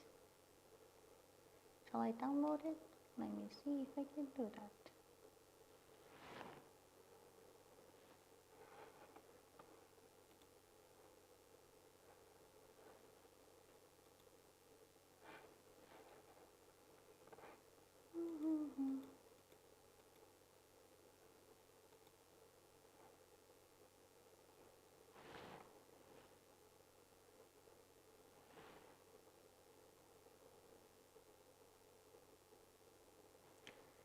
Okay, so this was for the meeting for the International Student Association to welcome the new buddies, right? So let's see what we have.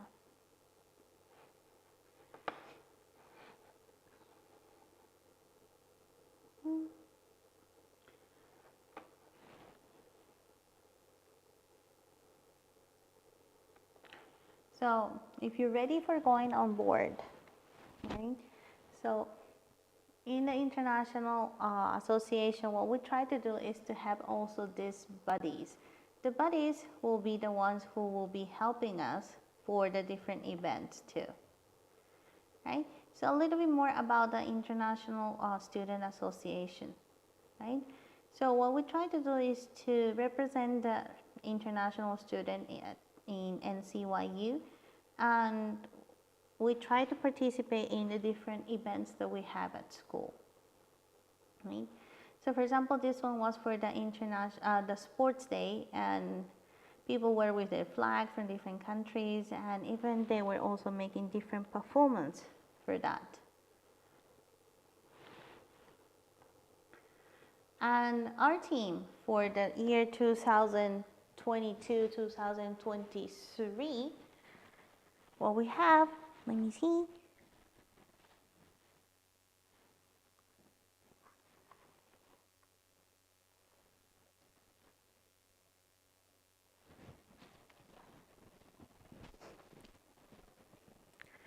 Right, so for our team of this year,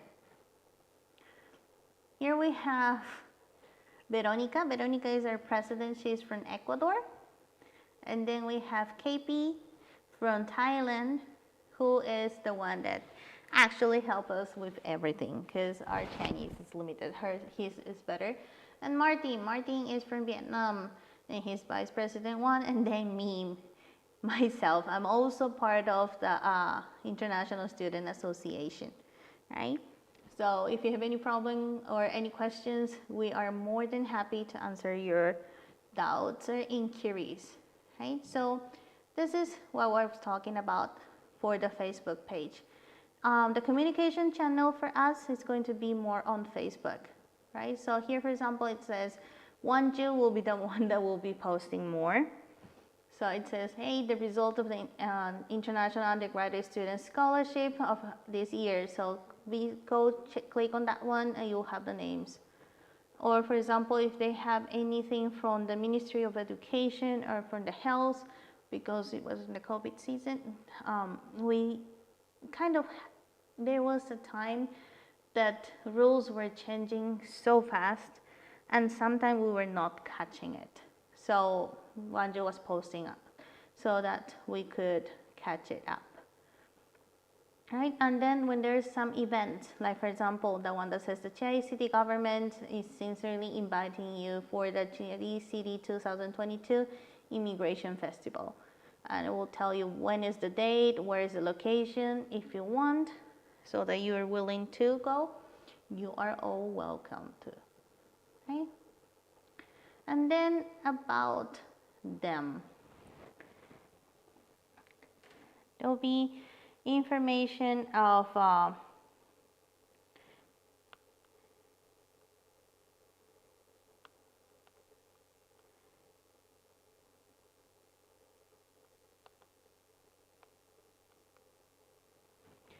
right, and then other things. On the orientation day and welcome, we'll be also explaining you how to apply for the ARC for the new student, and also how to extend for those are renewing.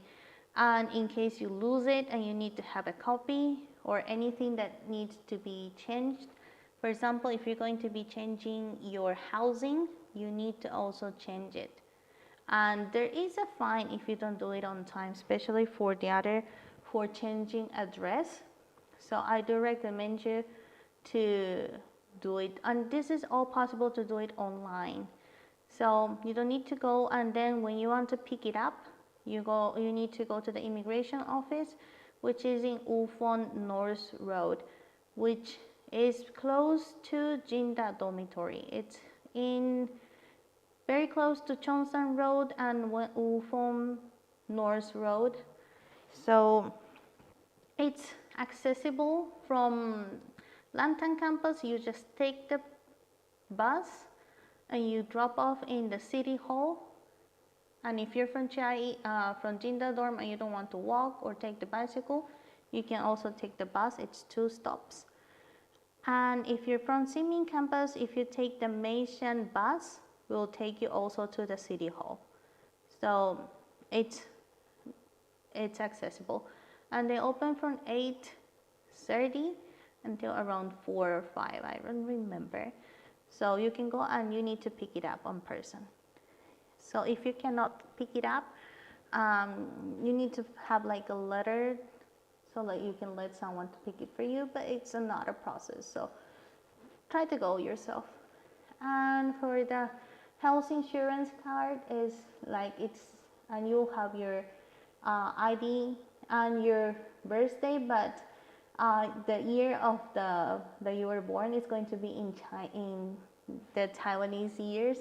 So, for example, it's 58, or in my case, it's like 70 something, and then it's your birthday. So you'll use this for going to the hospital.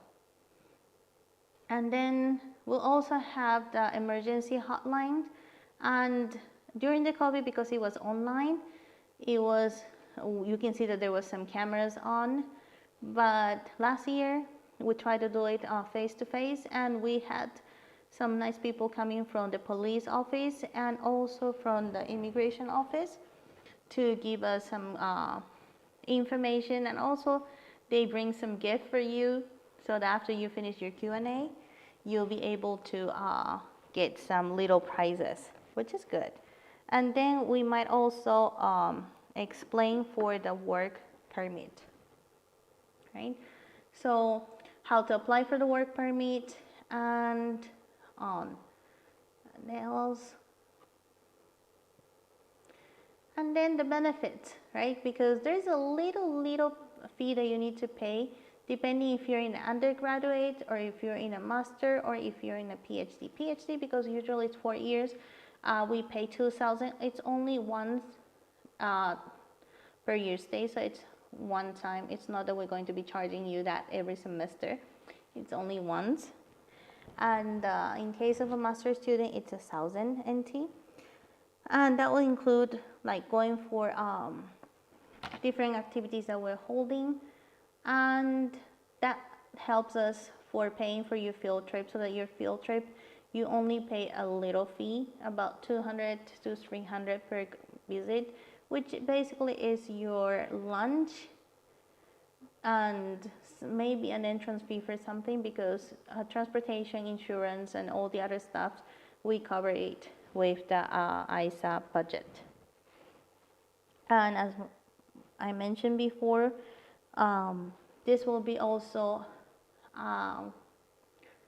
the bulletin board for different information that we post on the Facebook account. Like, for example, the Taiwan Host Family Program, that they do have different programs. I've been to Miaoli. I went to Taichung for making some duck egg covered with mud. I also went to Kaohsiung, Tainan. There was one in Taipei that I could make it because of the date. And what else? I forgot. I've been to many, right? And all of them was fun. Oh, I went to Tainan also for making pineapple cake and going to Chimay Museum. And also there's different announcement, like for example for the ELTA, for the English Language Teaching Assistant, for all their recruitment, the application, and also, like for example, different field trip that is not held by the university, but are also inviting us, like the sustainable forest trip is one of them. And also like some contest, like studying Taiwan adventure video contest, or like making some pictures, or doing like some essay. There's different ones that you can also participate. Or also like the Smart 4.0 international innovation competitions, and many other things that might be of your interest. And of course, field trips. So in field trip, we try to go to places and to explore the city and to do some cultural interaction or sharing some things that we know. So the one in the left side is the pagodas in Kaohsiung in the Lotus Pond, and that was one of the field trips that we went.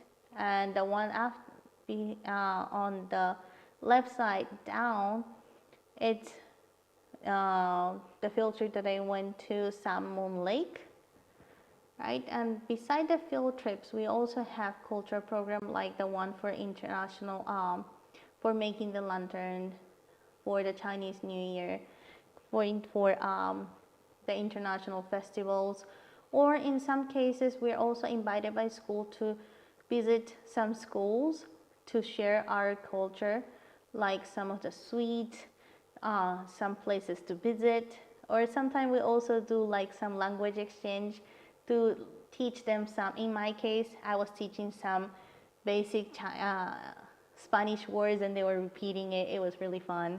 And we also have like a food tasting day, let's say, that you can also try to do so. Right. Then what else do we have here? So the ISA group is good for that. Almost. So yes. So just we're going to share the link there for the